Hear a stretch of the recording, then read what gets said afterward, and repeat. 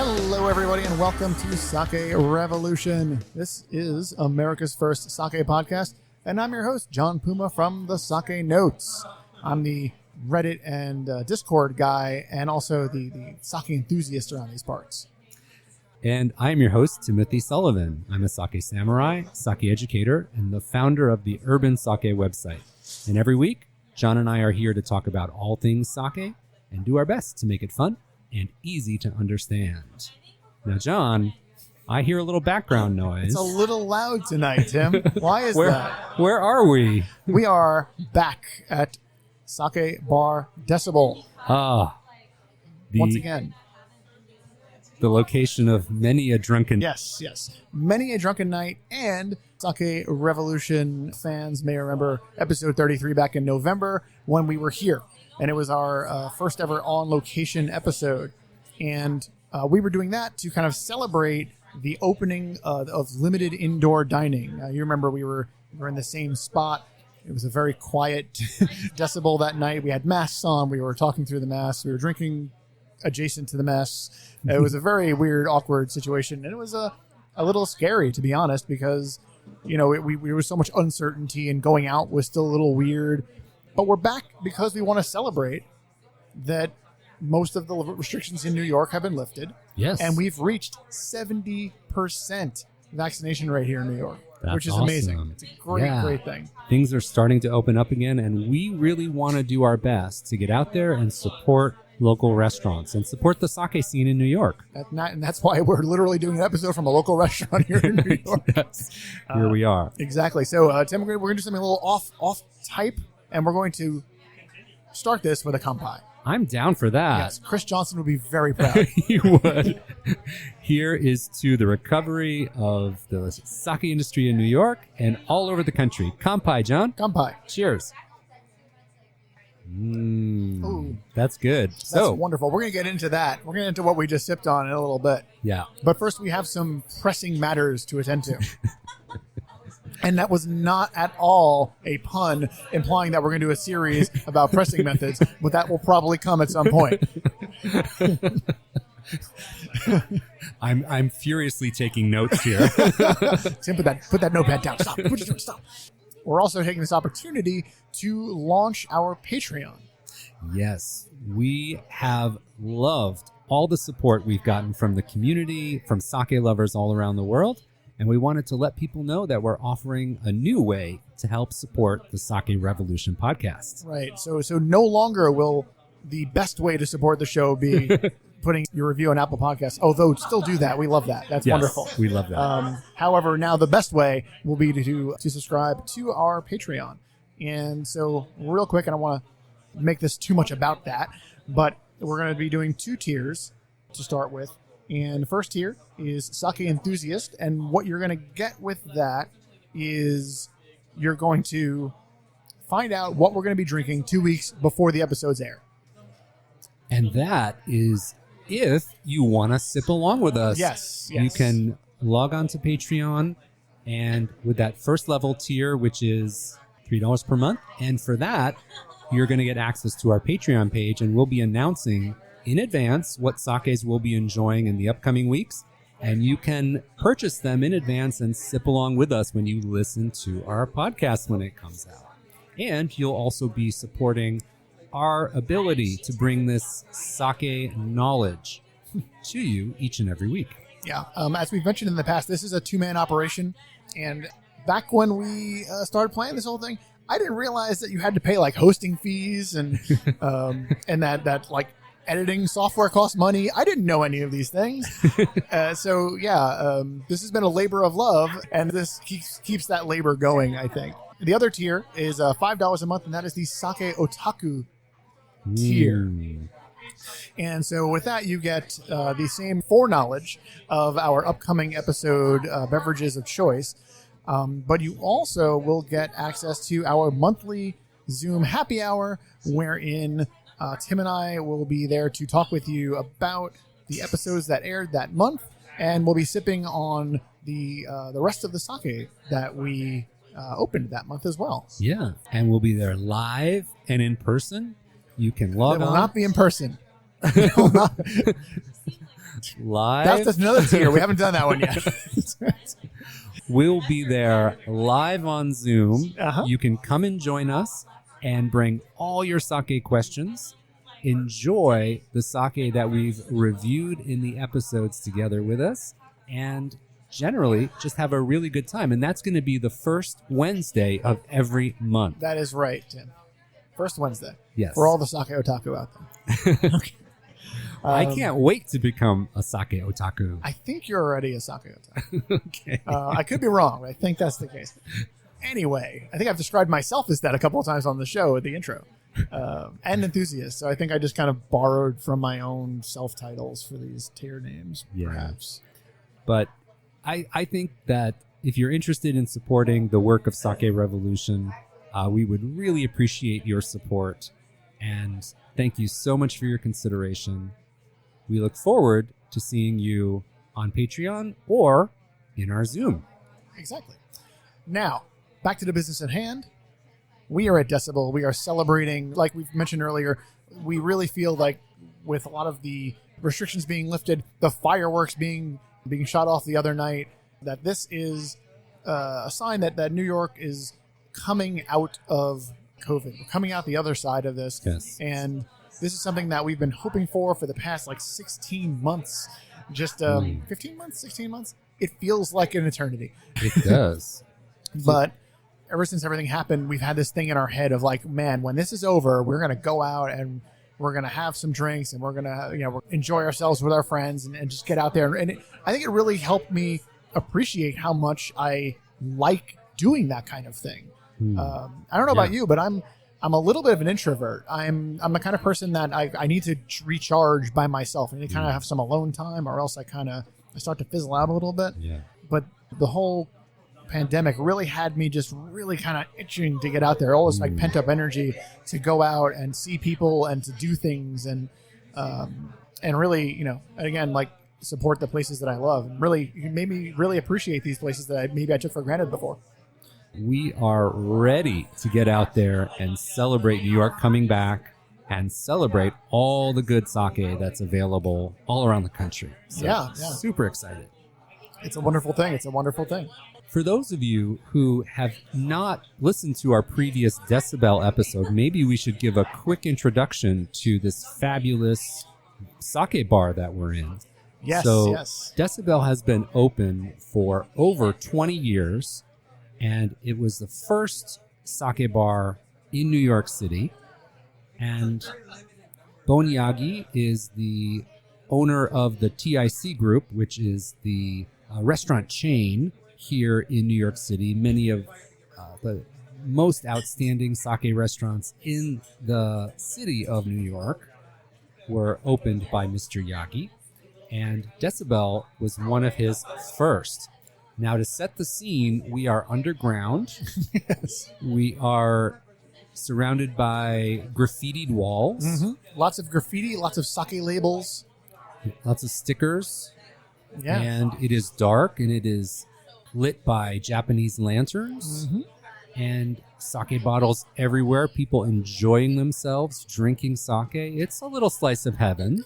It's a wonderful place. And I think the thing I mentioned last time, and this is always what I tell people when they say oh, what's Decibel like? I'm like, well, there's no place else like Decibel in New York, and there's probably no place in Japan that's exactly like Decibel either, because I think there's a lot of New Yorkness to it. But I think that Decibel is what a lot of people in New York think sake bars in Japan might be like. Yes. In fact, and I did mention this last time as well, in the last episode of the Netflix Marvel series Iron Fist, the very last episode, the very last few moments of the episode, it's supposed to be a sake bar in Hokkaido, and they shot it here. Yeah. And it's actually the footage is actually of Decibel, and I've gone back and rewatched that footage, and it's hilarious to be like, I've sat in that seat. Yeah. So if you are in New York City or you get to New York City, you have to check out Sake Bar Decibel, the underground destination for late drinking sake nights. Those are some good nights, Tim. Yes. Some good nights. Yes. We are coming out the other side of this, and I think that from a sake standpoint, the way people appreciate sake had to change a little bit. We couldn't go out to the restaurants and bars like we're at today. We couldn't have that in-person experience. So I think a lot of people were buying sake online, or they were getting, I think a lot of little sake Zooms popped up and people were becoming members of those. But for me, personally, the biggest change was that sake breweries became accessible. Yes. Virtually. Yes. Like they really didn't open themselves up to doing like virtual tours with people online and stuff like that until the pandemic happened, and they really needed to find new ways to promote, and they did. And this was one of the big ways to do it. And it's been so exciting to have that, albeit virtual, access to all these different breweries and to have all of these experiences and drink the sakes alongside the people who made them on a Zoom with them. And that became like the highlight of the week or the month for me, depending on like how often they were happening. Yeah. And the thing that gets me excited is that going forward, we're going to have like a hybrid system where we'll be able to, people are not going to flinch when you say, can we meet on Zoom? Like, can we do the tour on Zoom? It's going to be a thing that people do from now on. And that's great. We can go in person. We can, when we get back to Japan, we can tour and drink in person again, but we're going to have more ways to connect to sake. And that's the silver lining for me. I think so too. And I do think that having that kind of access, we always talk about when we're getting together as people who want to help people explore sake, how do we make more of those moments? How do we make sake feel more approachable? And I think for a lot of people who are just getting introduced to it, or maybe were just experiencing it the first couple of times, that like, oh, you can do this virtual tour and like kind of chill with the guy who made this sake. And it changes the sake from this unknowable thing to something that is so much more familiar. It's like you'll have that memory of the time that the owner's son took you around the brewery on his iPhone and then sat down and drank the sake and laughed at your jokes and you know, blah blah blah. It's a unique experience. And I think that something that you and I have gotten to do when we go to Japan, but it's something that the vast majority of people who are getting into sake here in the US never get to experience. Yeah. And I think that's, even though it's a virtual experience, is so important. And I think that it really does that demystification thing so well. Yeah.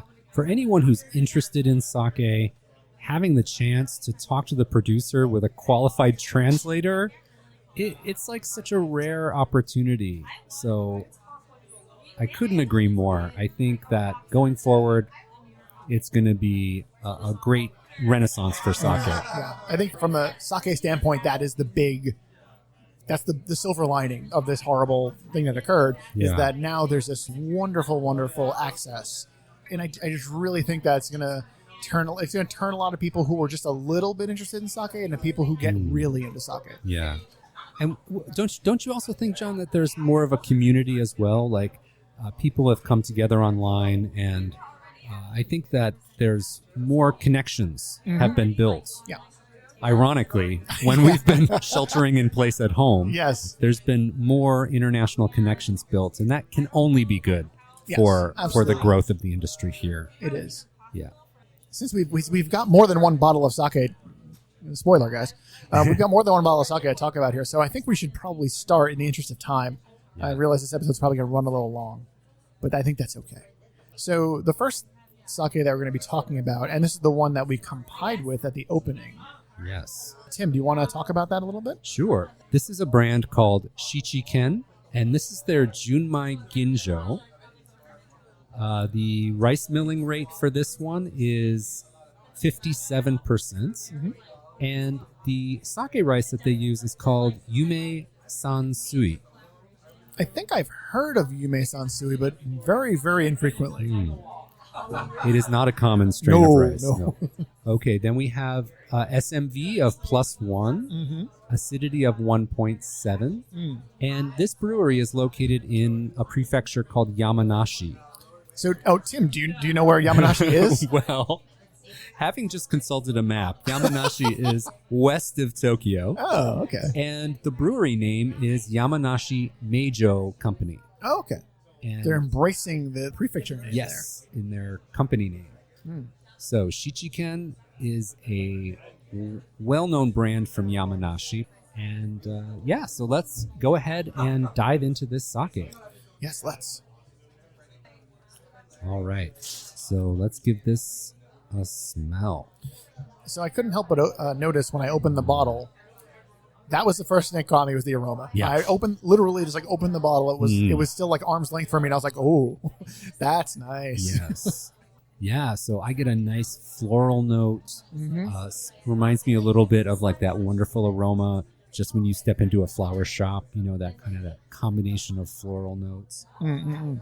Very gentle, light, and maybe a little pineapple note in there as well. Yeah. A little fruity. For me, I'm noticing the fruit a little bit more than the floral. Yeah. But I tend to favor that kind of aroma. I tend to not notice flower aromas as much. Yeah. I'm weird that way. Well, I do get the little bit of pineapple, that tropical fruit nose. That's like right where I like it. Yeah. Mm-hmm. But overall gentle, right? Yes, it's not aggressive. Not aggressive. Right. And the alcohol percentage here is 15%. Oh. So this is a really classic Junmai Ginjo sake. Yeah. They like to say the Ginjo Ka is very present. John, I'm so proud. I love it. I know the words. I just don't always use them. Ginjo Ka is that classic tropical fruity Ginjo aroma. This is just beautiful. Yeah. I think Ginjo Ka is like what do you like in a sake, John? Ginjo Ka, actually. Yeah, so this is right in our wheelhouse, isn't it? Mm-hmm. Oh, yeah. Now, tasting it, it's got nice, fruity, and just a hint of richness, but still relatively light. Mm-hmm. Nice long finish, too. Nice long finish. It's but at the same time not cloying. It's not. Yeah, it's not heavy. No, it's light, and it's just light and just very present for a while. Guys, this is a really very like textbook Junmai Ginjo in a lot of ways. I think you nailed it there. That is exactly how I would describe it. Just drinkable, lightly fruity, overall soft body. Balanced. Yeah. Yummy. Yeah, yummy. I want to say crushable. Yes. Very, very good. Yeah. So what about food pairings for this? I don't want to mess with it. This is Well, what do you think? I think like what I would be craving with this is like some really delicious summer vegetables, like fresh asparagus. Some like asparagus salad would be wonderful with this. Really, you're not worried that the bitterness of the asparagus might be a little much? Or do you think it's going to complement it nicely? I think it's going to complement it nicely, especially with a vinaigrette. Like a little citrusy vinaigrette, I think would be wonderful. I'm going to take some notes. Yeah. Just really, really enjoyable. I love this sake. I have not had this in a long time, and based on my sipping right now, I'm going to say it has been too long. This sake deserves to be drunk more. It deserves my attention. Very nice. Absolutely. Yeah. Yamanashi, huh? Yamanashi. So the only thing I've read about Yamanashi Meijo is that I think at some point in history, when the emperor was traveling from Tokyo to Kyoto, he stopped and stayed overnight at the Yamanashi Meijo brewery in the past. Oh. Like maybe in the Edo era or something. I was about to say, like,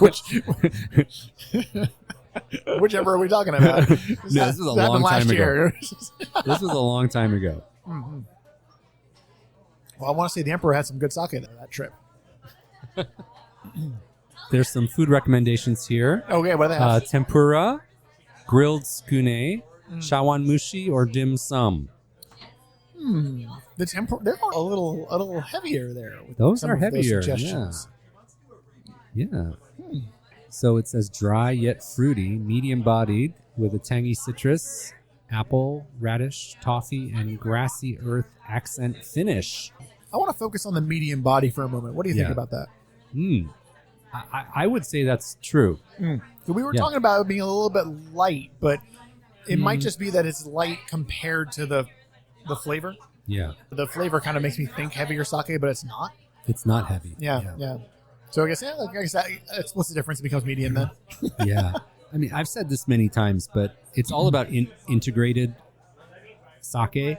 And when the acidity, the alcohol, the sugars, the aroma, the body are all kind of in balance and work with each other, that's really the most important thing. And I think this sake has that in spades. It's really well balanced and integrated. There's some harmony happening. Yes. Amen. Love it. Wonderful. All right. Shichiken.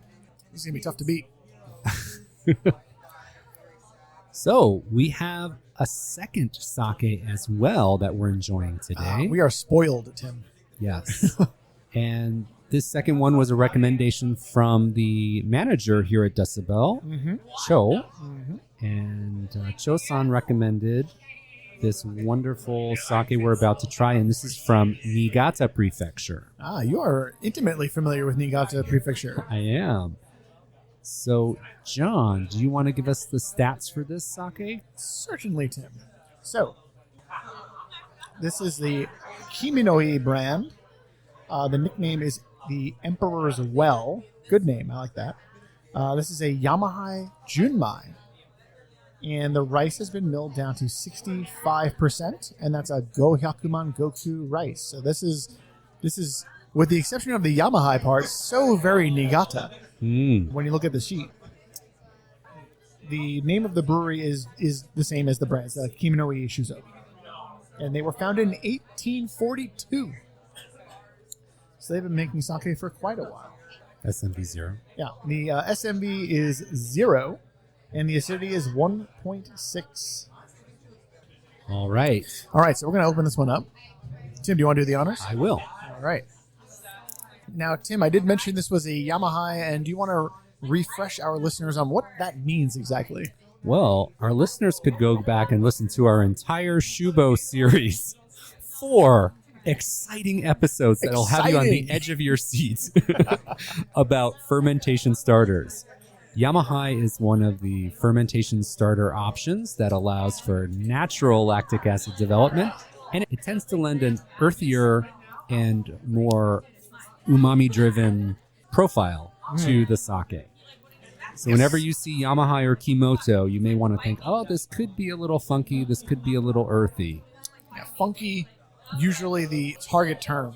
So we have poured our Yamahai Junmai. We have poured our Yamahai Junmai, and Tim, another kanpai. We get to just do this. This is great. Oh, that nose is so very earthy. It's ricey too. This is that Yamahai. It is not being shy about it. It is a stark contrast to the Ginjo that we had tasted prior. There is not a pineapple in sight here. No, it's just a bowl of rice. This is ricey. But this has depth and richness. You can study this sake. There's a lot going on. This is a Yamahai, and it has that.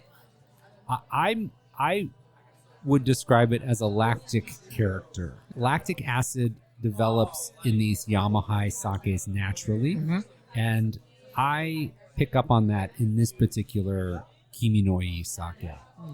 It's just a hint of something lactic, a little bit of dairy, think of butter or cream kind of taste. And it's very subtle. And rice is also very, very prominent. But when you're studying sake and studying Yamahai, I think looking for those lactic notes is really a great way to train your palate. I don't expose myself to a lot of dairy because I am lactose intolerant.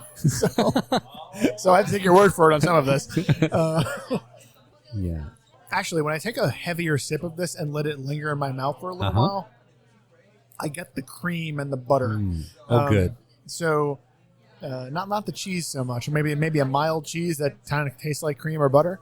But yeah. So I do understand what you're saying now. I think when I was just having the small sip, I was just being so bowled over by that rice. Yeah, the rice is very prominent. And this is a sake you can serve at many temperatures, right? That's exactly how they recommend it. Yep. And the interesting thing is that Niigata is not known for this style. Not at all. Yeah. Niigata is really well known for cleaner, lighter styles, as we've talked about many times. And I think that in the world of Yamahai, this is probably a very gentle treatment of Yamahai. It's not like super in your face. So it's a little bit Niigata in that way. But Niigata in general is not super well known for Yamahai or Kimoto. Yeah, like you mentioned, when I think of Niigata, I think of that light, crisp, a little ricey, but always gentle, and then just very, very, very crisp stuff. A little bit dry. Yeah.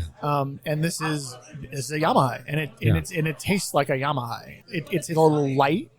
It's a little. It's not as aggressive as your usual Yamahai.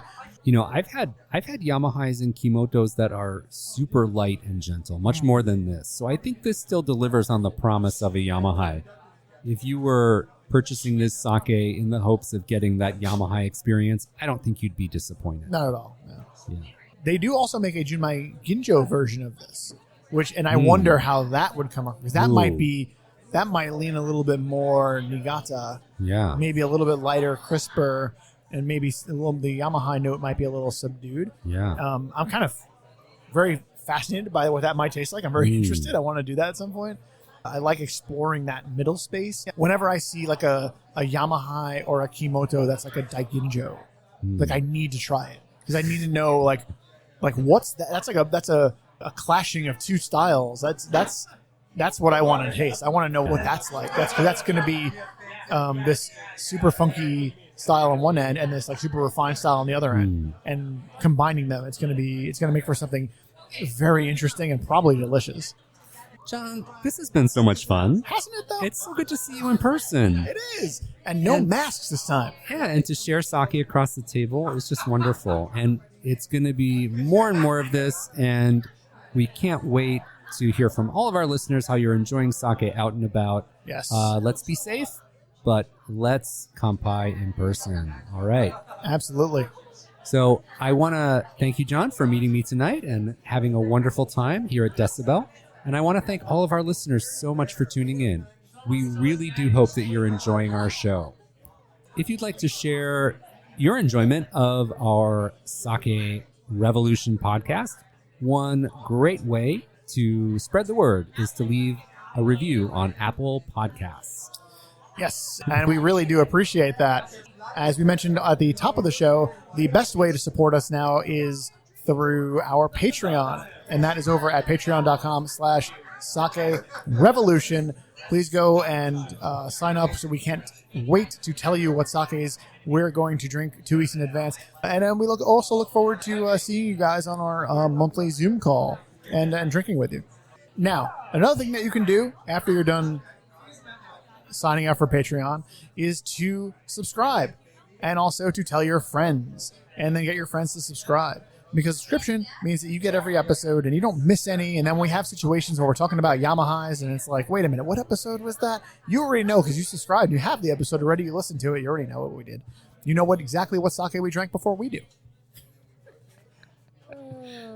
Every week when we publish a new episode, it will show up on your device of choice. You don't have to do anything at all. You just wake up in the morning and there's an episode on your phone. And you won't miss an episode. And you will not miss a single episode. And as always, if you'd like to learn more about any of the sakes we tasted in today's episode or any of the fabulous locations we have visited, be sure to check out our show notes. You can read them at sakerevolution.com. And if you have sake questions that you need answered, we're here for you. And we also have an email address for you to send those questions. That email address is feedback@sakerevolution.com. So, until next time, please remember to keep drinking sake and kanpai!